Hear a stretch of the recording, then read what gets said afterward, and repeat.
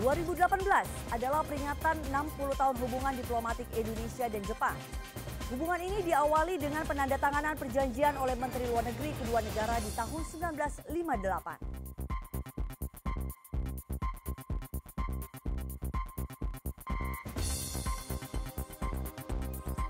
Kini Jepang adalah salah satu mitra strategis terpenting bagi Indonesia di berbagai bidang, dari politik, ekonomi, maritim, dan sosial budaya.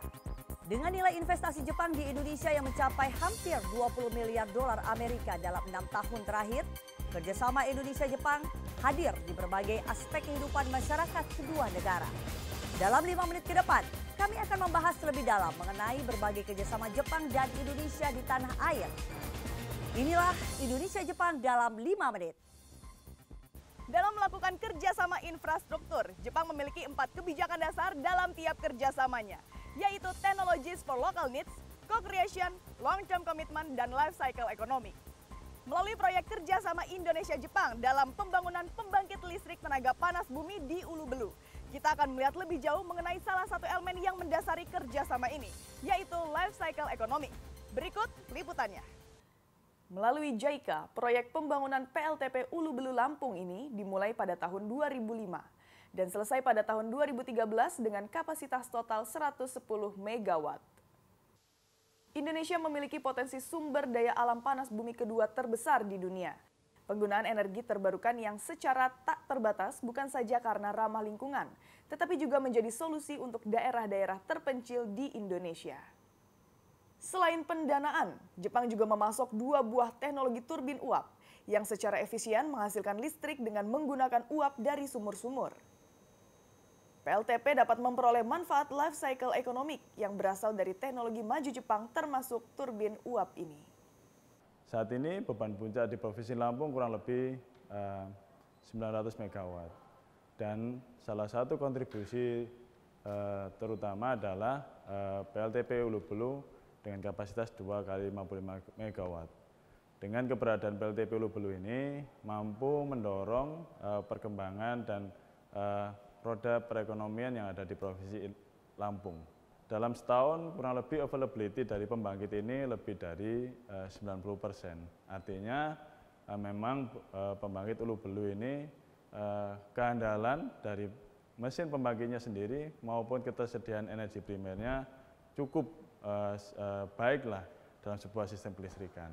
Bersama saya telah hadir Bapak Fuse Ryoya dari Japan International Corporation Agency. Pak Fuse, apa itu life cycle economic dan bagaimana elemen ini ada di proyek kerjasama PLTP Ulu Belu? 地熱発電は地中に蓄えられた熱エネルギーによって生み出された蒸気を利用した発電であり、地球環境に優しい再生可能エネルギーとして注目されています。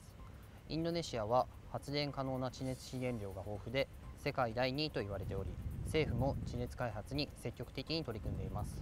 この取り組みを後押しするために日本は官民ともに地熱開発に協力しています。初期投資のリスクが高い地熱発電開発ですが、一度開発すれば持続的に地下資源の蒸気が噴出するので運用コストが低く抑えられ、また燃料を燃やす必要がないため二酸化炭素の排出量も極めて少ないという特徴があります。そこで重要なのが安定的に発電するための蒸気タービンです。蒸気や熱水は地域ごとに異なる特性を持ちますが、それに合わせた発電タービンを設計する技術が日本にはあり、技術力で強みを発揮しています。ウルブル発電所が位置するランプン州は電力不足が深刻であり、他地域からの電力融通により需給ギャップを補完している状況でした。本発電所はこの状況を改善することに寄与しており、また電力の安定共有を通じて地元企業の事業拡大、産業振興、雇用創出といった成果を出しています。日本は本案件を含め地熱開発に積極的に協力・貢献しています。日本の技術を活用して世界で注目される環境に優しい再生可能エネルギーの開発に貢献できることは意義深いと考えています。Demikianlah program TV 60 tahun hubungan diplomatik Indonesia-Jepang dalam 5 menit. Saya Diana Wardani beserta kru yang bertugas pamit undur diri dari hadapan Anda. Kerja bersama, maju bersama.